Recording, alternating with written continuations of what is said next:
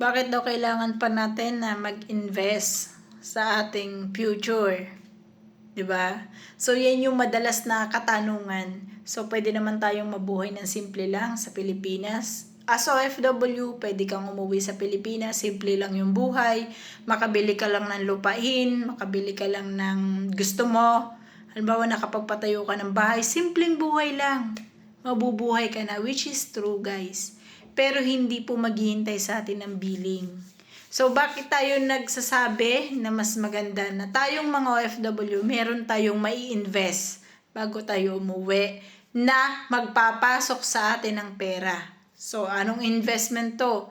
Kayo nang bahala, basta magpapasok sa atin ng pera. Pero ako as personal, no? Ang ginawa kong investment ay sa bahay. So, nagtatry ako, baby step, paupahan po sa bahay ang akin tina-target. So, real estate po ang akin tina-target. Baby step lang to, guys. Pero, bakit ko to sinasabi sa inyo? Kasi OFW din ako. Ang isang OFW, maiintindihan niya ang sitwasyon ng ibang OFW. At yun po yung gusto kong ipaintindi sa inyo. Kung kaya ko, kaya nyo rin po yung gawin. Bakit? Pwede naman talagang maging simple.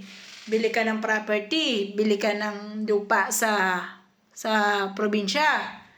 'Di ba? Tayo ka ng maliit na bahay. Mabuhay ka na talaga nun. Pero ang tanong, mabubuhay ka ba nang wala kang trabaho? Mabubuhay ka ba nang walang papasok na pera sa'yo? Yun po kasi yung magiging tanong doon. Siyempre, ang sasabihin natin, may trabaho naman si Mr. Yun na nga po. Kailangan nating magtrabaho para lang mabuhay tayo. So, ito yung ipinapasabi ko sa inyo. Ano ba yun? Hindi kasi pangit kasi pakinggan yung ipinapaintindi. So, ito yung ibinabahagi pala. Ito yung ibinabahagi ko sa inyo, guys, na mas masarap bubuo kayo ng pamilya, sariling pamilya, simpleng pamilya, magkakasamang pamilya, na yung billing ng kuryente, hindi nyo na po iisipin monthly. Madaling magtanim ng halaman kung meron kayo mga garden dyan. Madali magtanim kayo ng sitaw, ng talong, ng okra, ng kamatis. Buhay na po tayo, lalo na sa kagaya ko. Galing ako sa mahirap na pamilya. Bibili lang ako ng bigas kahit manghuli lang ako dyan ng may mahuhuli na ako dyan mga kabibe, mga batutoy. Alam niyo, malapit kasi kami sa dagat. So, para sa akin, kaya ko nang mabuhay ng ganun. Pero may bill tayo ng kuryente, may binabayaran tayong wifi, siguro simple lang yung buhay nyo, ayaw nyo ng may wifi. Pero sa panahon ngayon, naging necessity na siya, yung wifi natin. So, yung kuryente, hindi naman na to panahon natin noong 20s or 90s tayo na pwede yung gas era. Sa panahon ngayon, konti na lang po yung gumagawa ng ganun. And siguro kung OFW ka, hindi mo gugustuhin na yung mga anak mo is ganun ang buhay nila pag uwi mo ng Pilipinas. Tama po ba? So, yun yung ipinapaano ko sa inyo. Parang ibinabahagi ko sa inyo na naisip ko nga to eh. Gusto ko rin maisip nyo rin. Kasi ako nga single naisip ko. Kayo pa kaya na may mga asawa, may anak kayo, na gusto nyo magkakasama kayo, mag-aaral yung anak nyo, 'di ba? Kailangan nyo ng pera, gagastusin sa pagpapaaral sa kanila. Pero bakit hindi natin naiisip yung ganun? Ako nga naiisip ko yun, na syempre pag nag-for good tayo, isipin natin, ano ba mangyayari sa akin as OFW pag nag-for good ako? Kailangan ko bang umasa? Paano yun? Kung ako ay mag-for good, 55 na, may tatanggap pa ba ng trabaho sa akin sa Pilipinas?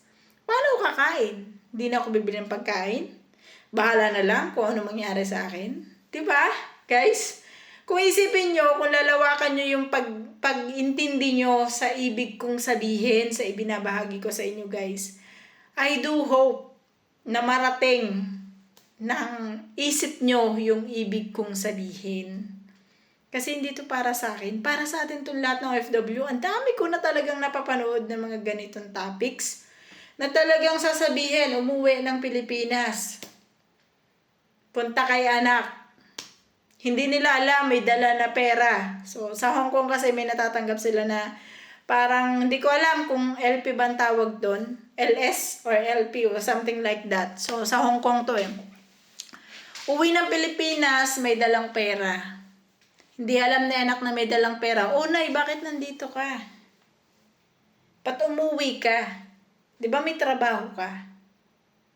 Ang sakit nun bilang isang magulang, nasasabihan ka ng anak mo ng ganun.